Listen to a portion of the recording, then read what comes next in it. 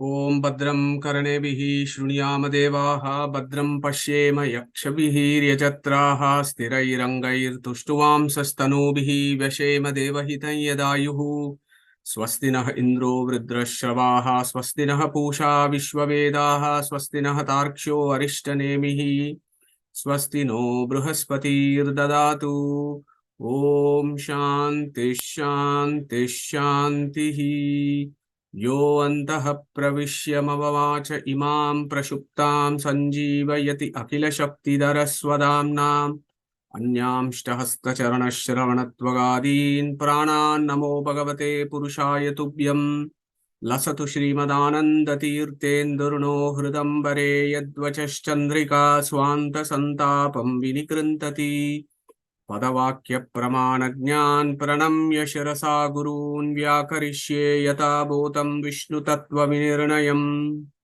So good evening, good afternoon, good morning to folks who have joined for the 10th session of Mundaka Upanishad. So over the last 9 weeks, we have been doing the first kanda, and when we closed last 2 weeks ago, we had a quick overview of what the first kanda was all about. So the first kanda essentially started off with the Guru Sishya Parampara, starting up with Hayagriva Namaka Paramatma, Chaturmukha, Atharva, Angira, Satyavaha, Angirasa, Shuanaka, and all the rishis and acharyas who were given as the Bhashya. So those are the Guru Sishya Parampara. Then Angirasa told us what is the classification of knowledge. Knowledge is a very fundamental thing in philosophy, isn't it? And books and volumes of stuff has been written about knowledge, what is knowledge, and so on. So Angirasa gives us a very beautiful separation of knowledge into Aparavidya and Paravidya. And then he classifies Paravidya is that which gives the knowledge of the Akshara. Ataparayaya tad Aksharam Adigamyate. And then he describes who this Akshara is. And he says this Akshara is someone who is unknowable, but he is also knowable. And it gives about the concept of God that Angirasa teaches Shuanaka here, who is that Akshara Namaka Paramatma. Then the question is, if this Akshara is knowable, how is he known? And then Angirasa says he should primarily be known as the creator of this universe. Yeah. Yata bhutayonim paripashyanti dhiraha janmadhyasya yataha. So those are all the scriptural words that should come to our mind. So he describes, yes, this Akshara is knowable. We can know this Akshara as the creator of this universe. And then Angira says, if we need to know him as a creator of this universe, then this creation has to be real. So he describes that the nature of his real creation is described in 3 different examples, as you know. Spider, plants, and how a hair comes from the skin. So those 3 examples are taken to give us an idea of the nature of his creation and nature of his real creation. And then Angirasa finishes off reminding us that this creation of Paramatma is a conscious act. Tapasa chiyate brahma tato annam abhijayate. Remember those verses. So this creation of Brahman is a conscious act. A thought full of knowledge prompts a well-coordinated creation. Okay? It is just not a random event. It is a well-coordinated creation, and it is a conscious act, and it is not an illusion as some folk think it is. But Angira's views is very clear. He said that this is a real creation. It is a conscious act of Brahman. Okay? So that is what we understood from the first kanda. So in the first kanda, in the very first phases of the first kanda, in the 3rd verse, we had this beautiful description of the CV of Shuanaka. Shaunako havai mahashalaha angirasam vidivat upasannaha papracha. Kasminno bhagavo vignate sarvamidam vignatam bhavati. Shaunako havai mahashalaha. So we again finished off last week with this verse.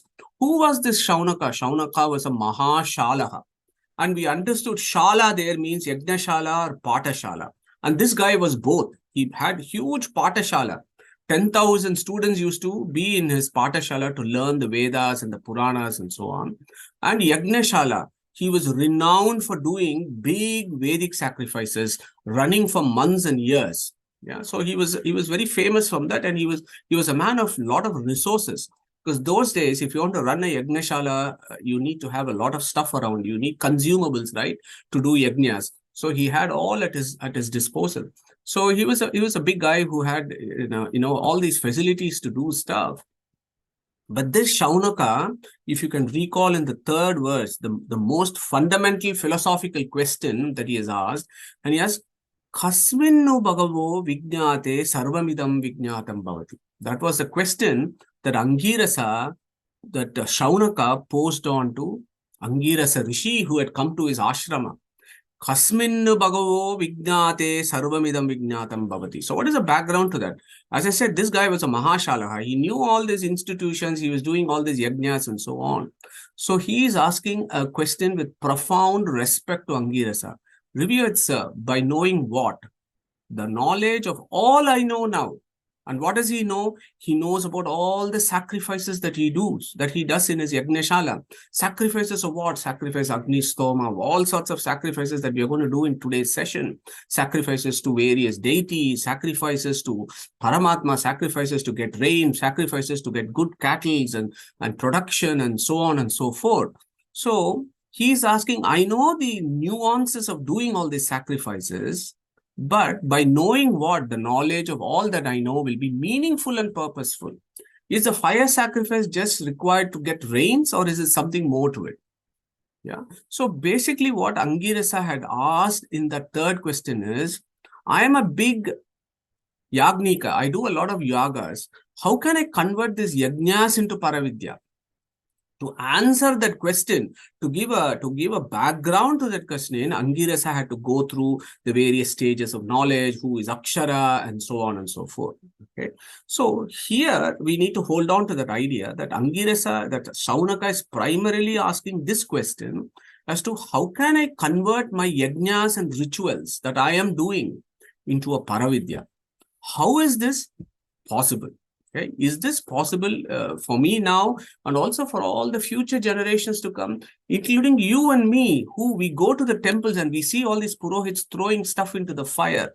Do we understand why we are throwing all this? What is that fire there? And more importantly, to the purohit who is doing it, is he actually explaining to us, or what is it that he is doing? Yeah. So nowadays, it's become very mechanical. We just feel that this is a communal get-together and it is a social event and we just go around the fire, throw stuff and come back. And that should not be the case. And hopefully over the next 2 or 3 sessions, we will think about this idea about fire sacrifice in Vedic philosophy and how that ought to be done. Okay? And by implication, it is not only fire sacrifice. Fire sacrifice is just a karma, right? It is just an act. And in that process, all other acts that we do in our life, be it philosophical or personal or professional, how can that become paravidya? So that is the key message that Angirasa gives in this particular kanda, which is really practical philosophy. So the question is, how can I convert yajna and the rituals that I am doing into paravidya? How is this possible is the question. Now, to understand the seriousness of what this question is, we need to go back to the basics again. And again, we should never shy away from basics. Avrittihi asakriti upadeshat. That is what Veda Vyasa said in the sutra, isn't it? Given any opportunity, go back and revise. The more you revise, the better you get in your basics. Yeah, so let's have a brief recap of what the basics is. In the very first kanda, he spoke about atapara yaya tad aksharam adigamyate. So that was the first idea of paravidya that he spoke about. He said the whole of the Vedas, Rig, Yajur, Sama, Atharva Veda, including, you may have about 20,000 verses divided into Samhita, Brahmana, Aranyaka, Upanishad, Vedangas, etc. How do you reconcile the whole of the Vedas as celebrating Paramatma? Yeah, so that was the paravidya of the words that are there, the letters and the sounds that are there in the Vedas. How do we understand as that celebrates only Akshara? Akshara is the Paramatma. How does it celebrate the Akshara? So for that, Veda Vyasa gave us a sutra, right? The entire Veda celebrates Akshara when seen through the lens of Brahma Sutra. and the rules of interpretation called Tatparya Lingas. Yeah. So you can go and do further. You can spend months studying about Tatparya Lingas, and you can spend the whole lifetime trying to understand the Brahma Sutra. Okay. But there is a very important sutra called Tattu Samanvaya. So that is the equation, or that is the formula that one has to use to understand the Vedas, so that they become Paravidya, also called Sarva Shabda Vachyatva. Every sound, letter, word, sentence only celebrates the glory of Paramatma.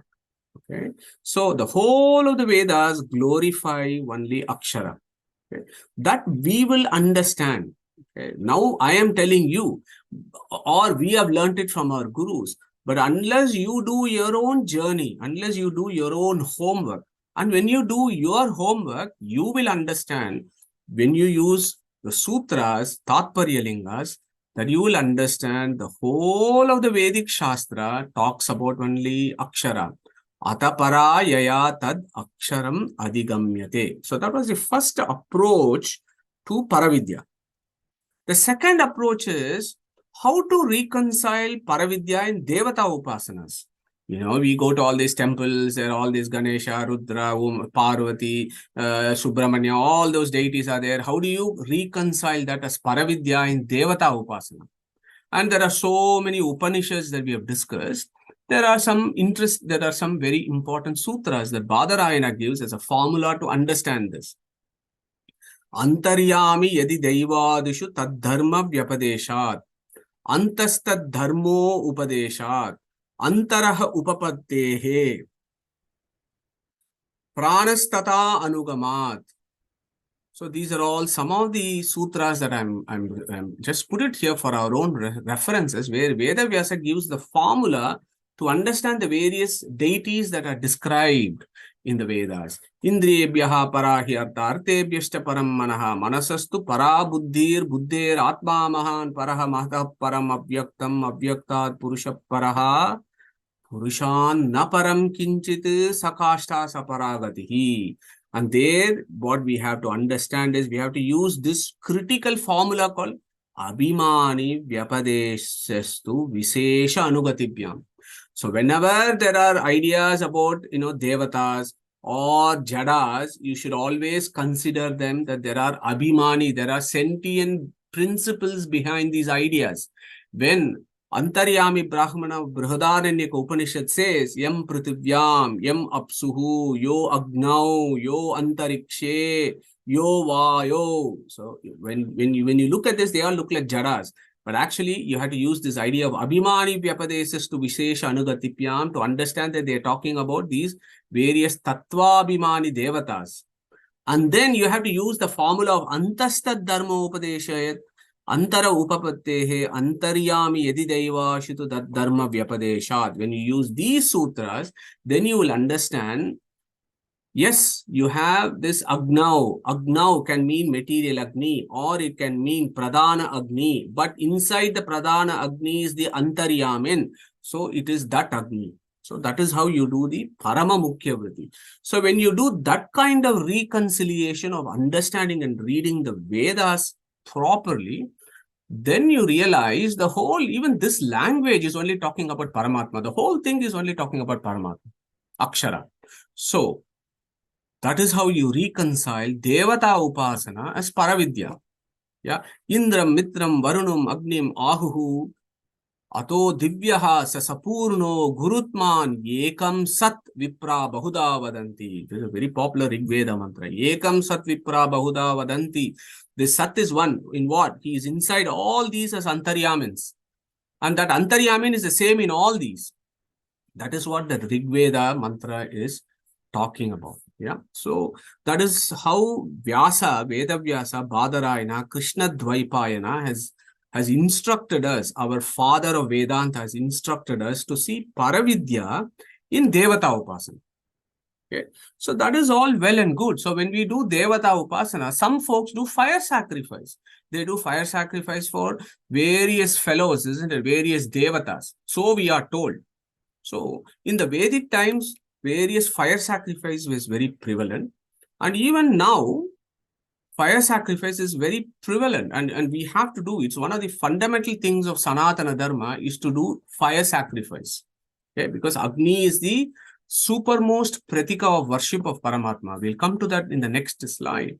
So Vedic philosophy gives a lot of importance to fire. And around fire, you have all these rituals, isn't it? You throw stuff, you say mantras, and so on. So now is the question. We have understood how to see Paravidya in the Vedas as texts, and we have seen how to see Paravidyas in those texts that talk about the various deities. And now we should see the Paravidya in how we do some certain fire sacrifices for these various deities to understand how to see Paravidya here.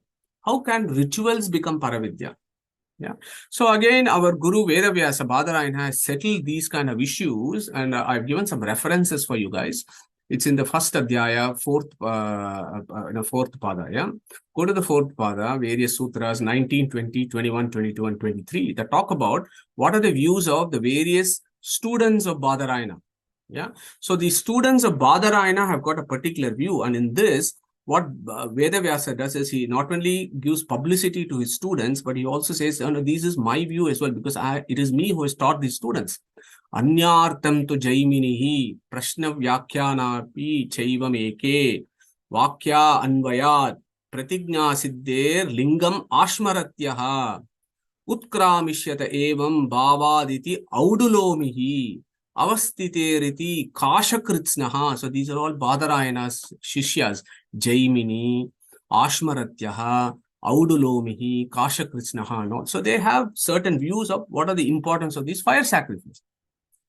So I'm going to give you an idea here of what these views are. Go and check it out yourselves in these particular sutras. So Jaimini's views is, and this is interesting, and this is what Angirasa is expanding. I mean, that is what Angirasa has said. And based on what Angirasa has said, the sutras have been designed, okay? If the rites and rituals lead to the knowledge of Brahman, then they become Paravidya. Okay? If you just throw things in a fire saying that this is just, I'm throwing into a material fire, no use. If you throw stuff into the fire thinking that I am worshipping that Pradhana Agni Devata, no use. What do I mean by no use? For us, the ultimate use is what? When we do Paravidya, we have to go to moksha. That is our use, right? Nothing else. We are not interested elsewhere or rain and prosperity and property. We are interested in moksha.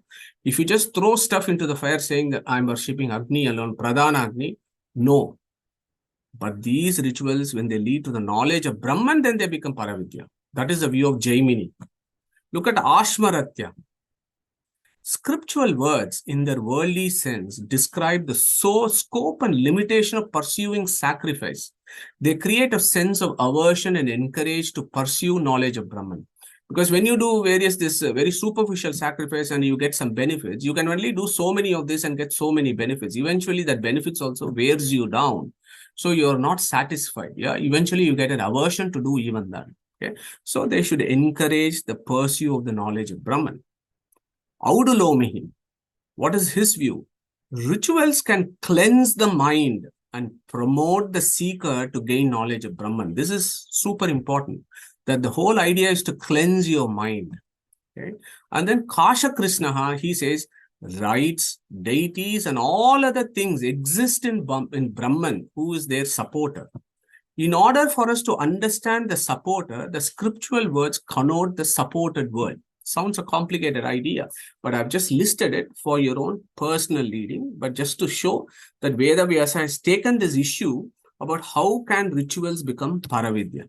Okay, so Krishna in Bhagavad Gita has got a lot of issues about this, isn't it? In second chapter itself, and we are going to be doing second chapter in about 2 to 3 weeks time, where Krishna himself has said how not to understand the Vedas.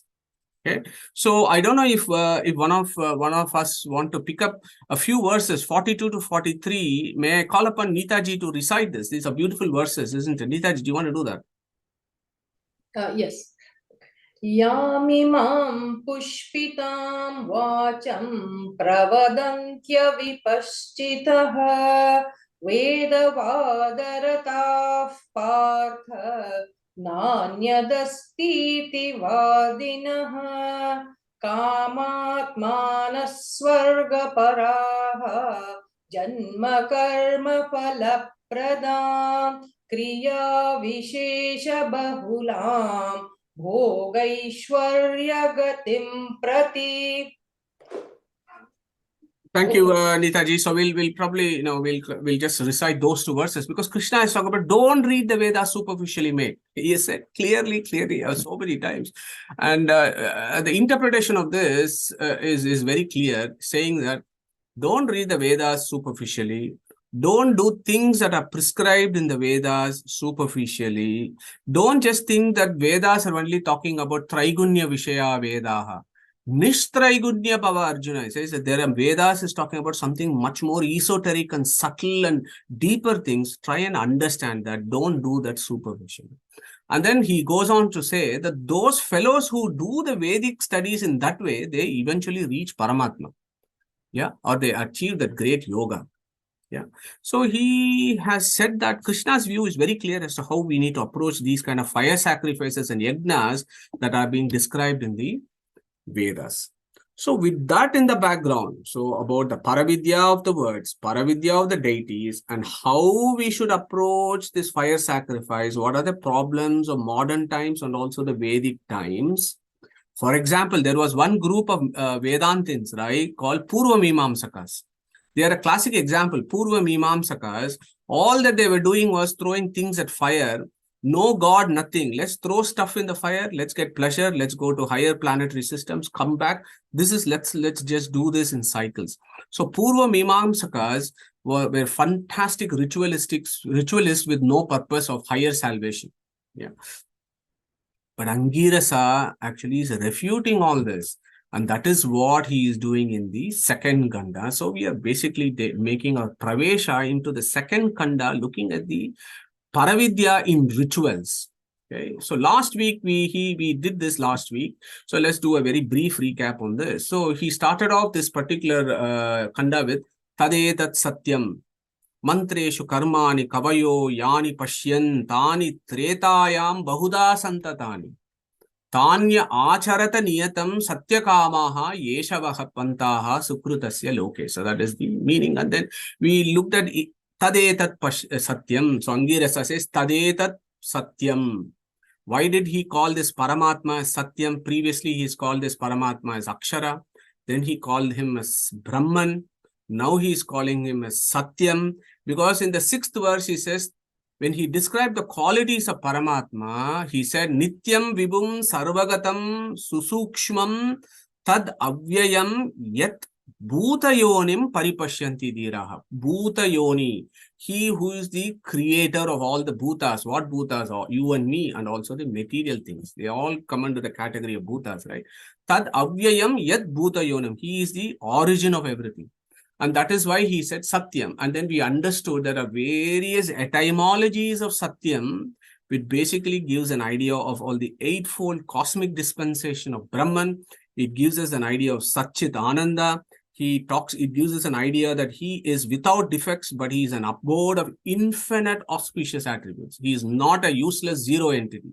He is without defects and he is full of auspicious attributes and knowledge. Okay. And he is the controller of the liberated and the unliberated. So that is the overview of the meaning of Satyam. If we just take Satyam means truth, then it is our problem because we have not made an attempt to understand the subtle philosophical meanings of Satyam.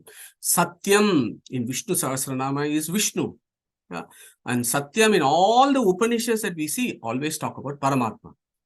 So Angirasa, not surprisingly, he says, Tadetam Satyam.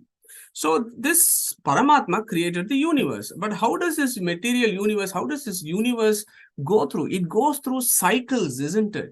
So it goes through the various cycles and Divya Yugas.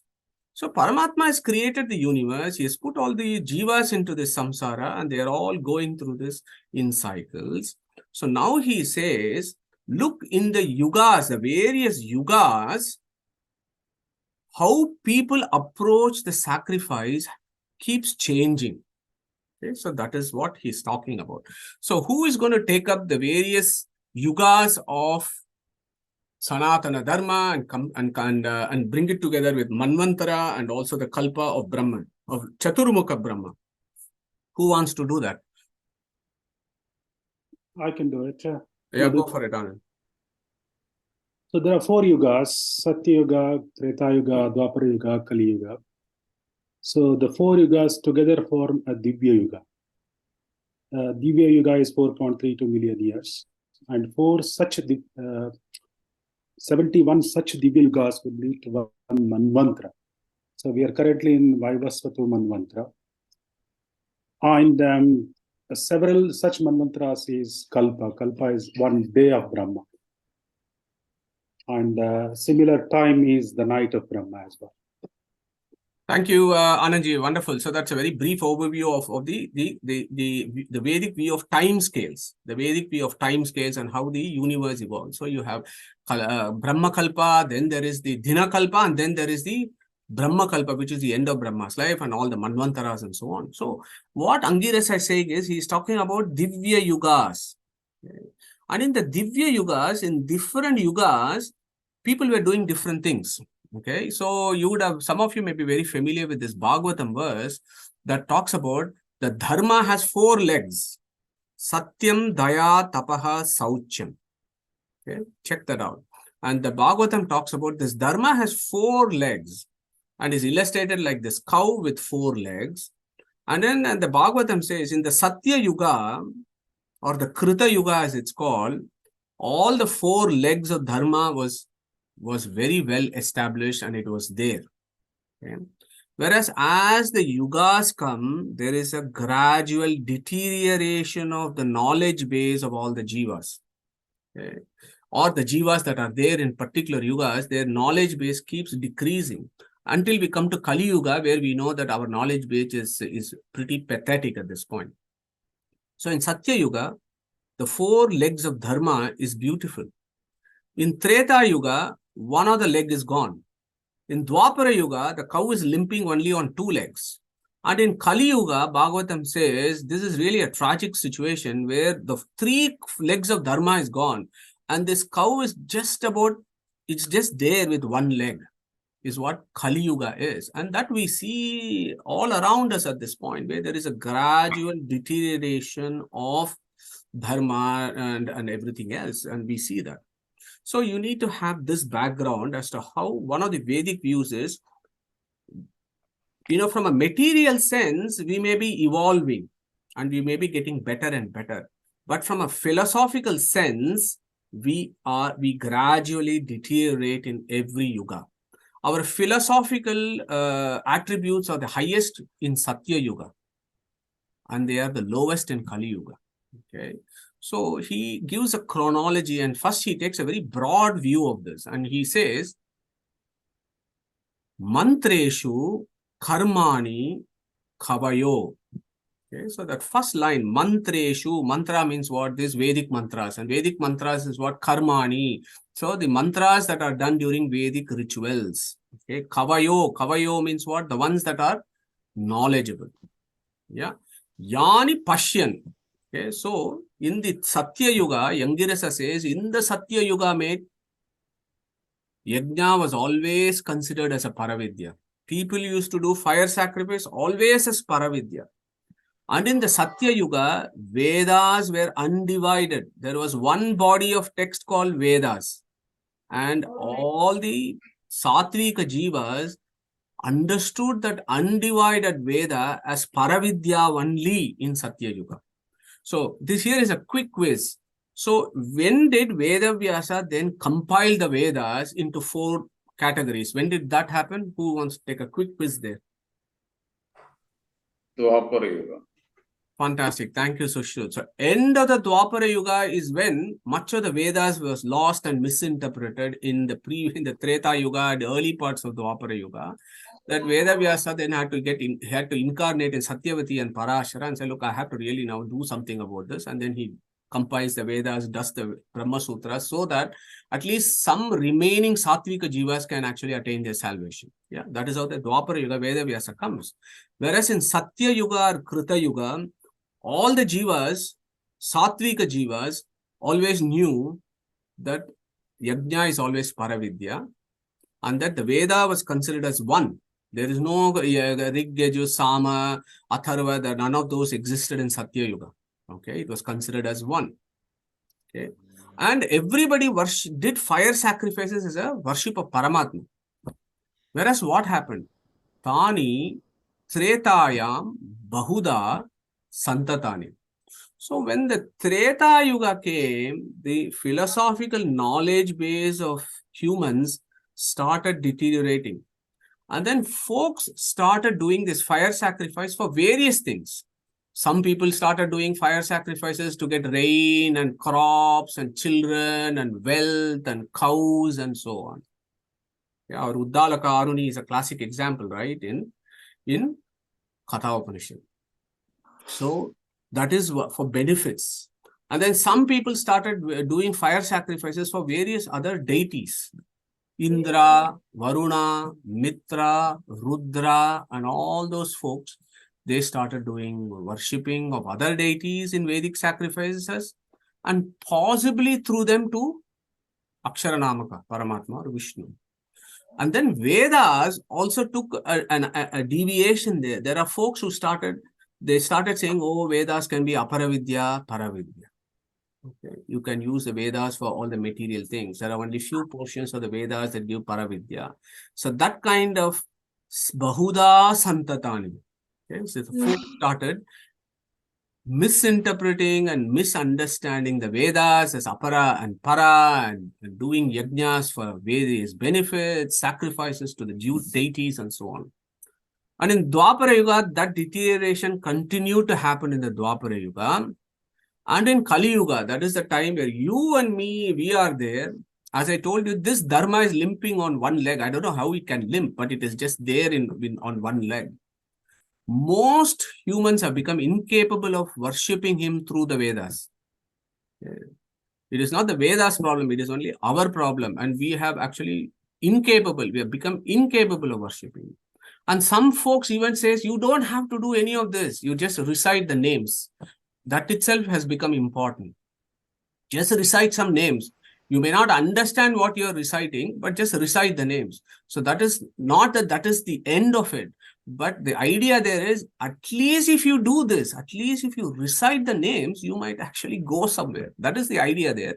But unfortunately, some people think that is the end and I will just recite some names and keep quiet. No, that is not the view of Angirasa, as I'll tell you in the subsequent words. So in Kali Yuga, this is our situation here. Not only in our mundane lives, professional lives, philosophical lives, when we go to our temples, this is what is going on. Yeah. Most become incapable of worshipping through the Vedas or through fire sacrifice. How can mere recitation of names without understanding the names through the scriptures be effective? So I've just put a small question there for us to start thinking about this problem. Is it really worthwhile? Will it actually take us to moksha? Just reciting some names and say that we have done our bit. Do we think that'll work? Anybody has a view? I'll be very grateful for a spectrum of views here.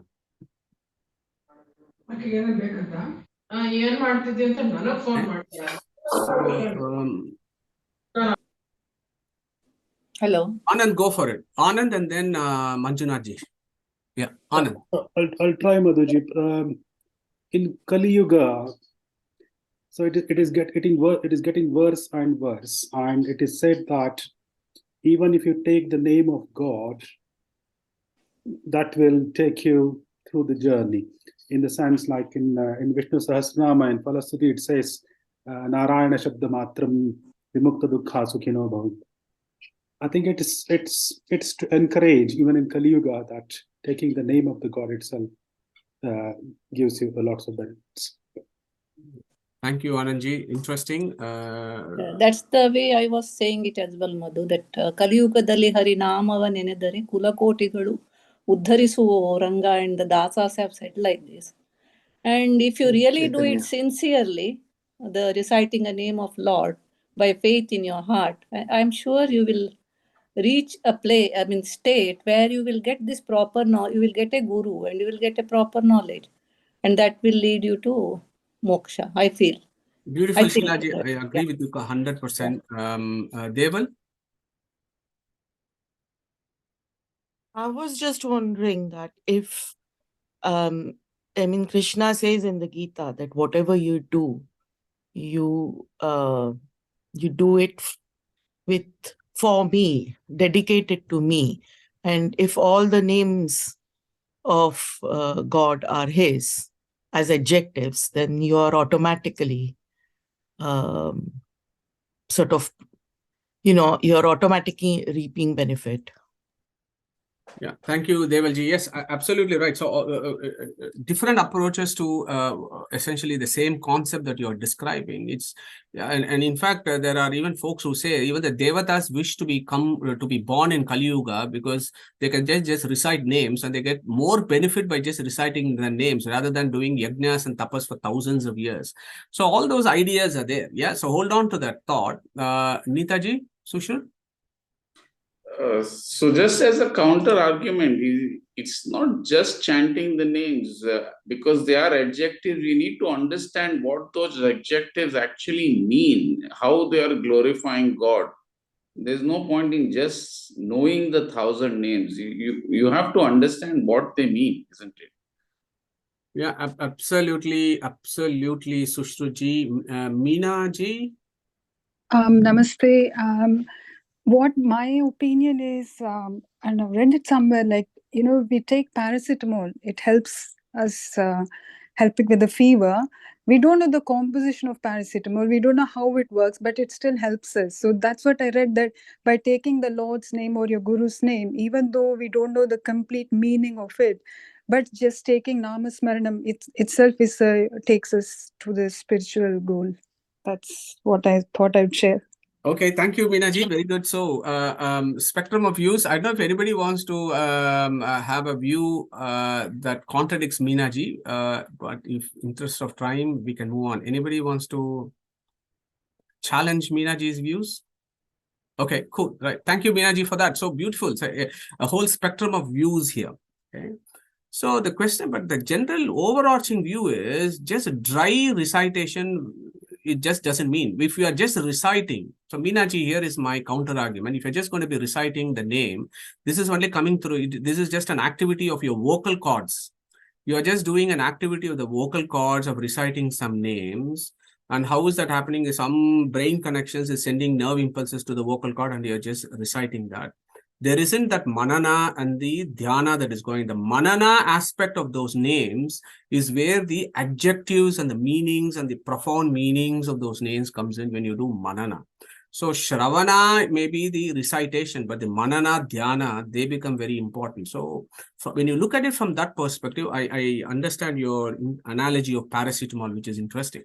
But when you go to Shravana, manana, dhyana, which is the prescription for moksha, yeah, just recitation may maybe calm your mind a little bit. You may become less stressed out in life in general, but it may not take you to the higher levels is one of the views. So stay with me on this. I'll hopefully over the next 20-25 minutes, we'll touch upon some of these ideas. Okay. So interesting discussion. But again, I want to come back to this mantra and ask us, what is Angirasa's view? Yeah, because that is what we are interested, right?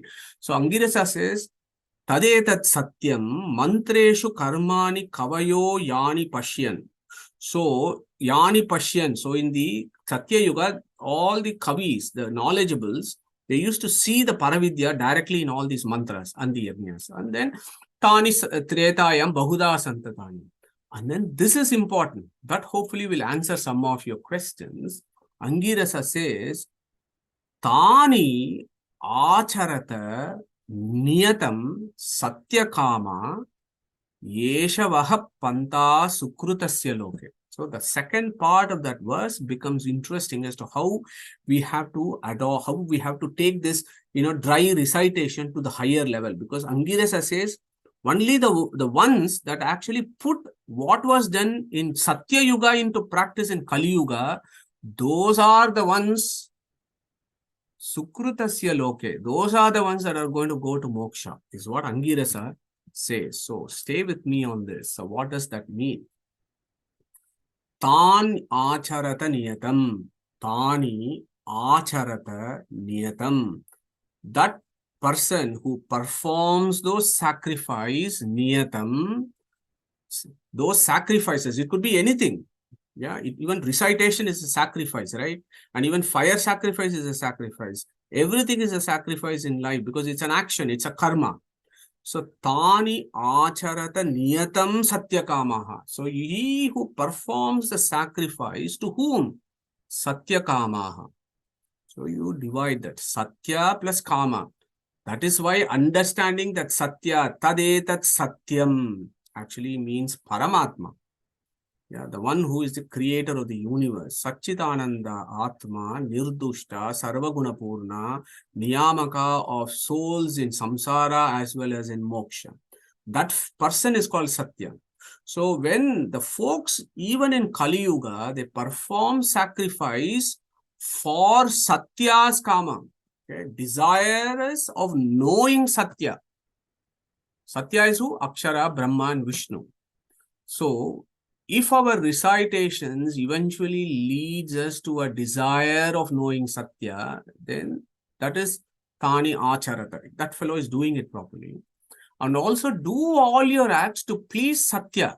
So that is also Satya Kamaha. To please Satya, you do all this.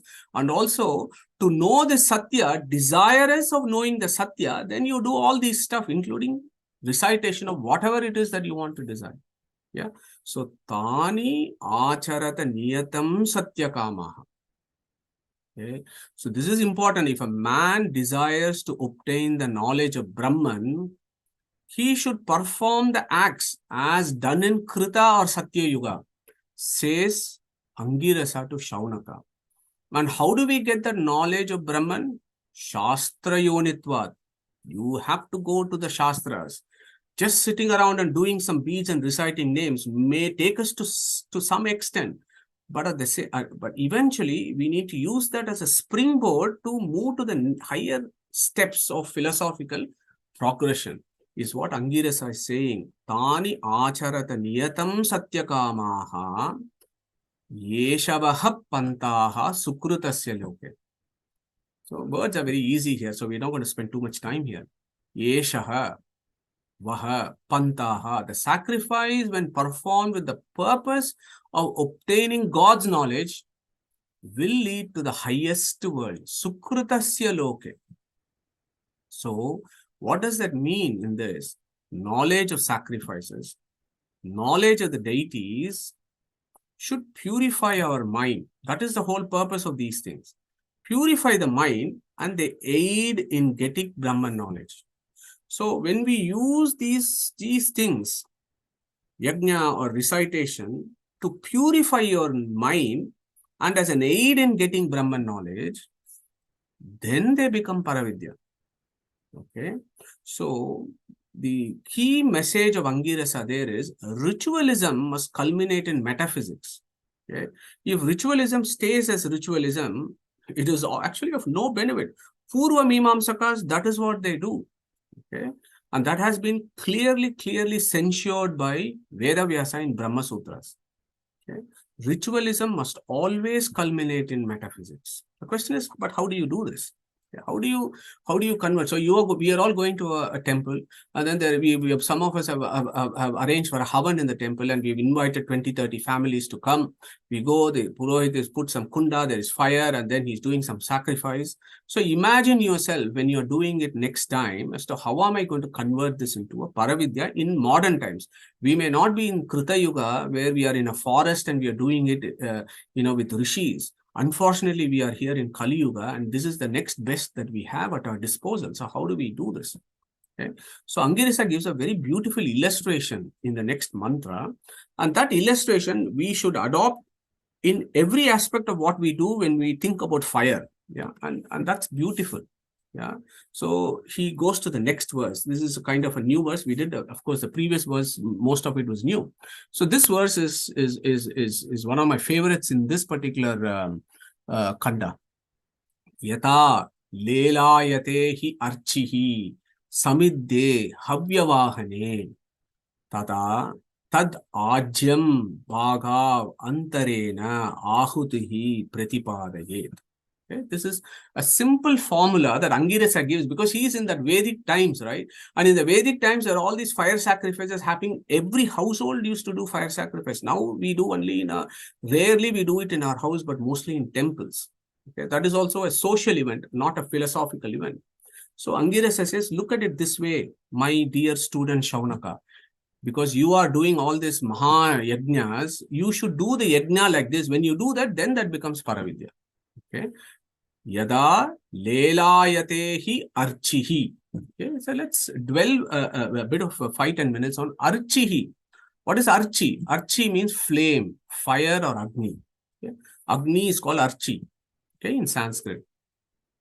Fire is the most suitable symbol for contemplation of Brahman on earth, and we discussed this in very early bits of our satsang this evening. So, who wants to take up this idea as to why fire is the most suitable symbol for contemplation of Brahman? It is not something that is made of mud or metal that you see in the temple. Yeah, they are also pratikas or symbols that we use in Kali Yuga. But according to Vedas and Sanatana Dharma, fire is the most important symbol for contemplation of Brahman. Why? So that's another quick, for us to think about. So who wants to go first on this one? Suresh. Anand. Anand, go for it. Anand, go ahead, please. We go for the fire because it's the purest form among the 4 principal elements available, like the mud or the water or the wind. Thank you, Anand. Fantastic, Suresh ji. Yeah. Thanks, Anand. Suresh?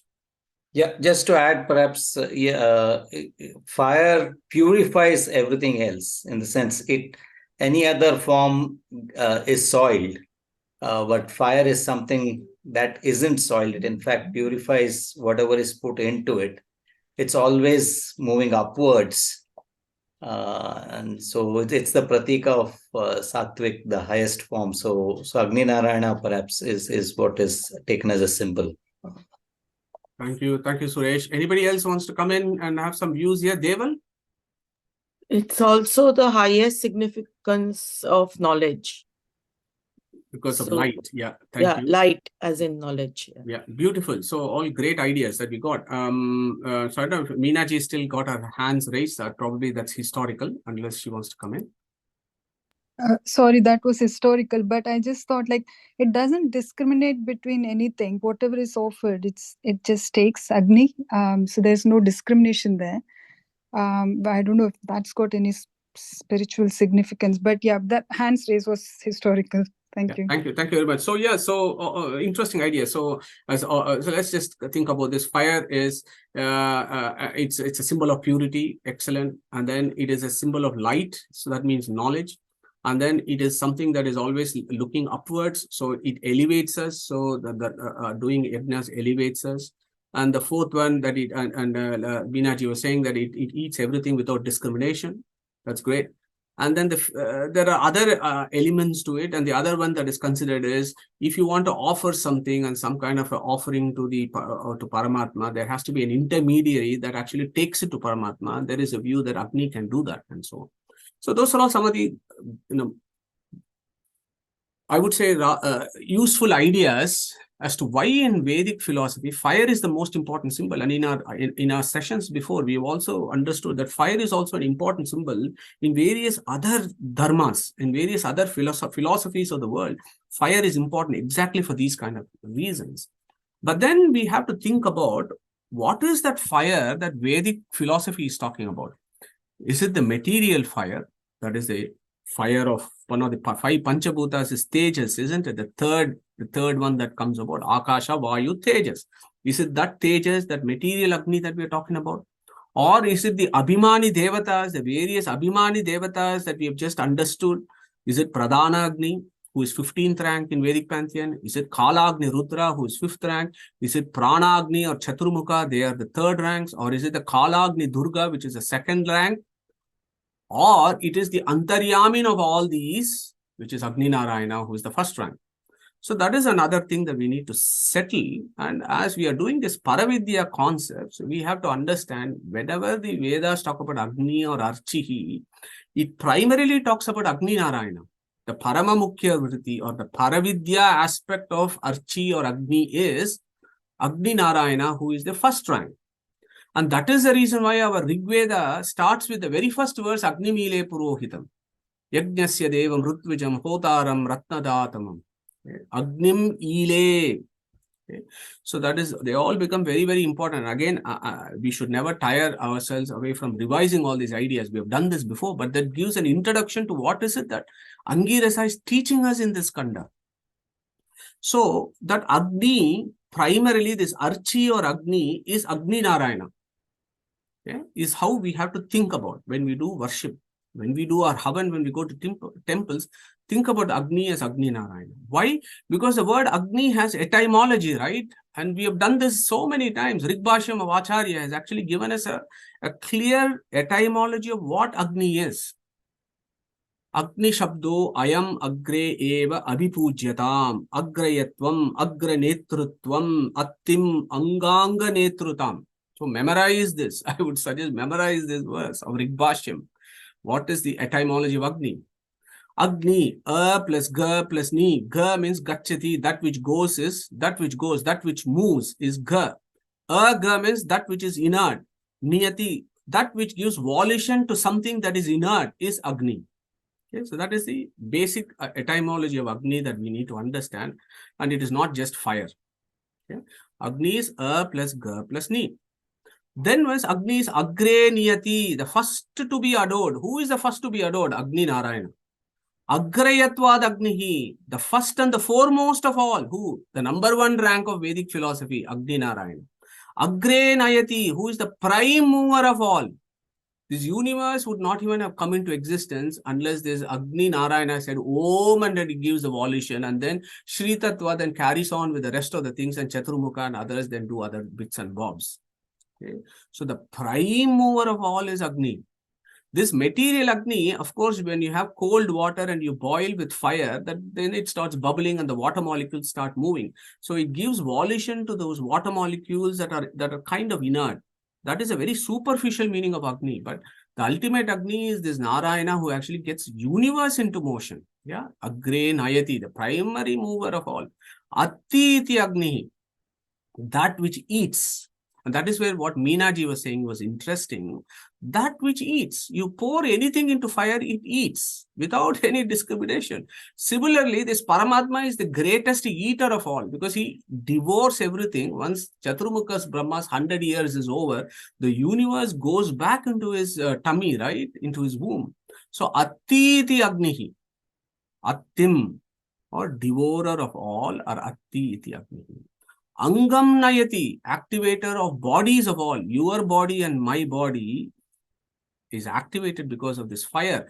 What is that fire? We have done this metabolism. And that metabolism that happens through oxidative phosphorylation gives those ATP molecules as currency, which is energy, which is fire, which is energy. That is Agni. But who is doing that?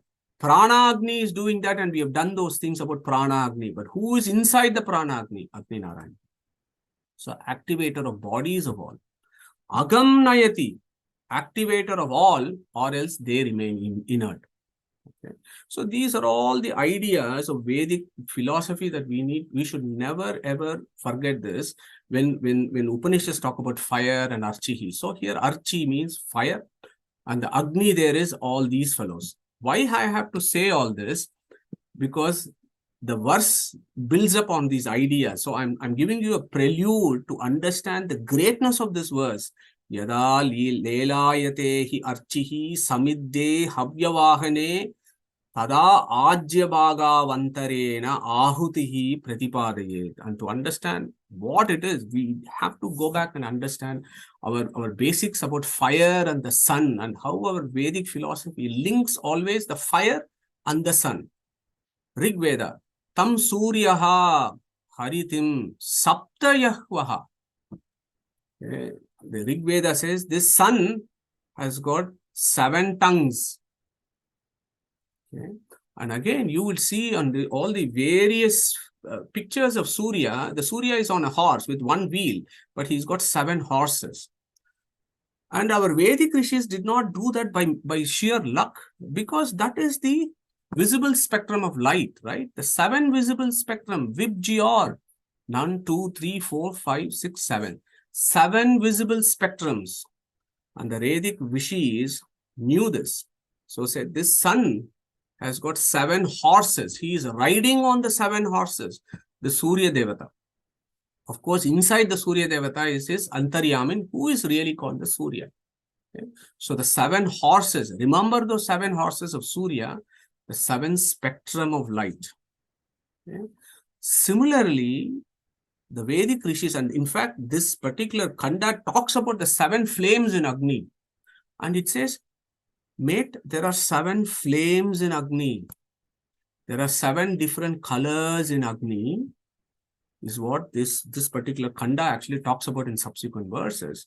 But I just wanted to introduce this idea of 7 as a key number in Vedic philosophy. Because 7 types of flame in Agni, there are 7 visible spectrums in the sun, and there are very many 7s that we will do today and close before we go to the next session to understand the beauty of this verse.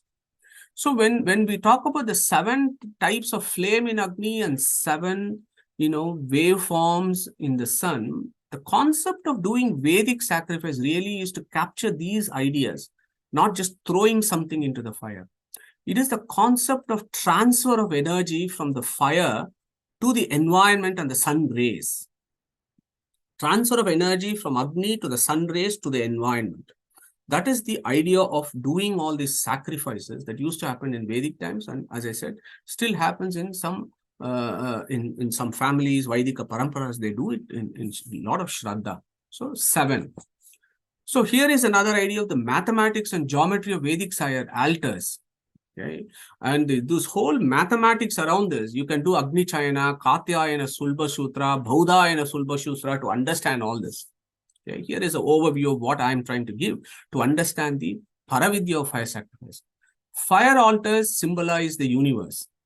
Okay, the altar for earth is circular. The sky altar is square.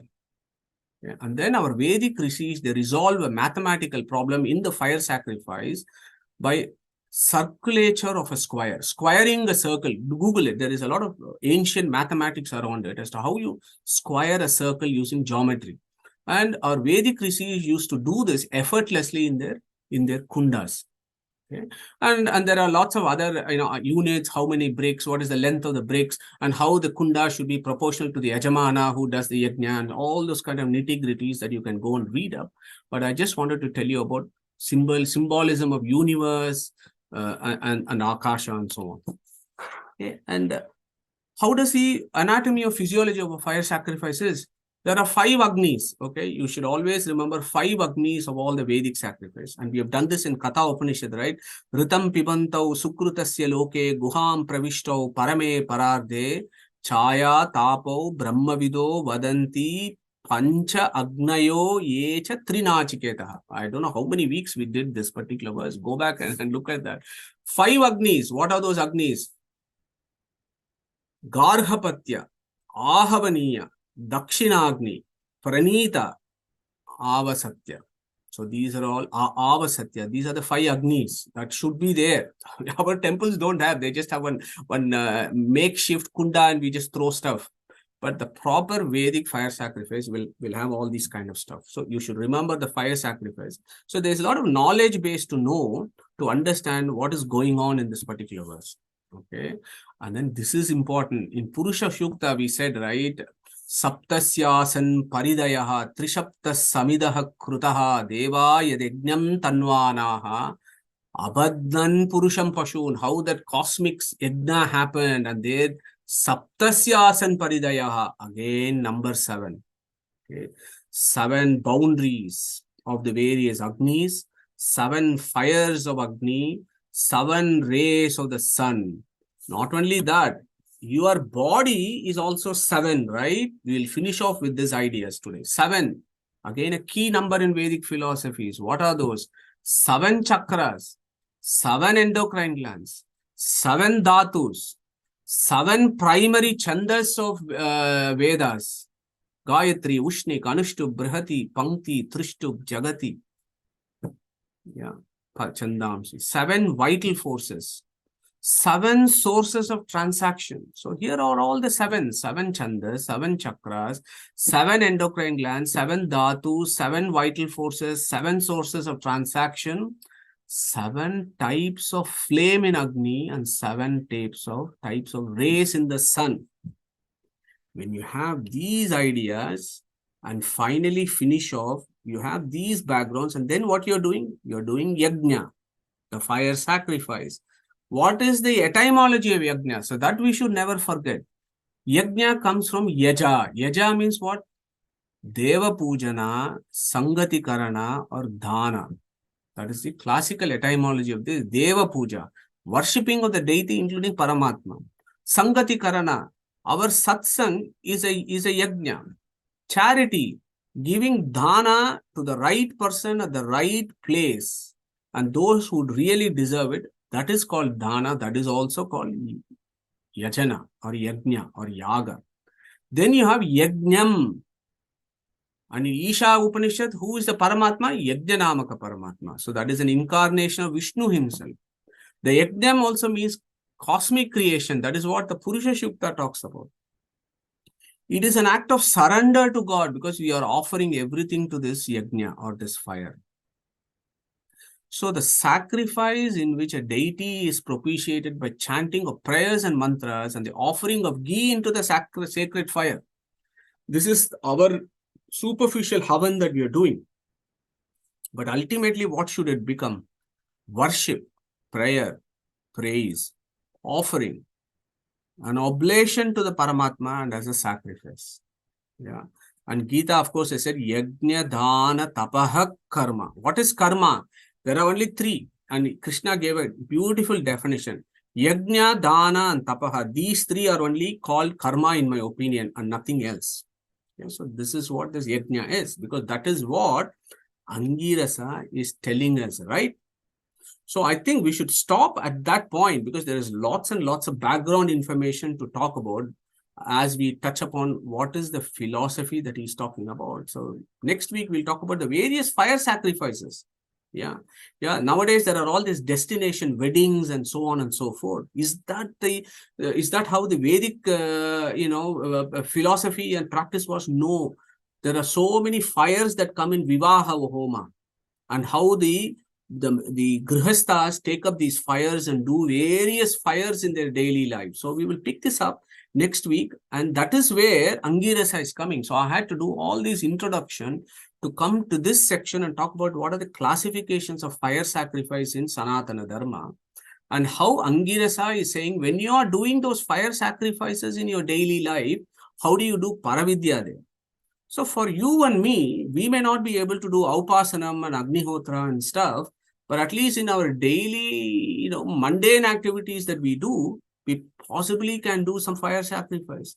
And when we have our breakfast, lunch, and dinner, when we throw food into this body, probably we can do some fire sacrifice. We can probably adopt a few aspects of Agnihotra in our life and then try and bring in Angirasa's philosophy with regards to seeing Paravidya in that. Okay, so we will pick that next week, and I hope you found this interesting. These are fairly complex concepts, but I think this is what hardcore Sanatana Dharma philosophy, Vedic philosophy is all about. So I hope you are getting enough information from these slides. We will put this up on YouTube. So on that note, I'm going to close. Krishna Pranamastu, and we'll take up any questions if folks have any pressing ideas to share or thoughts.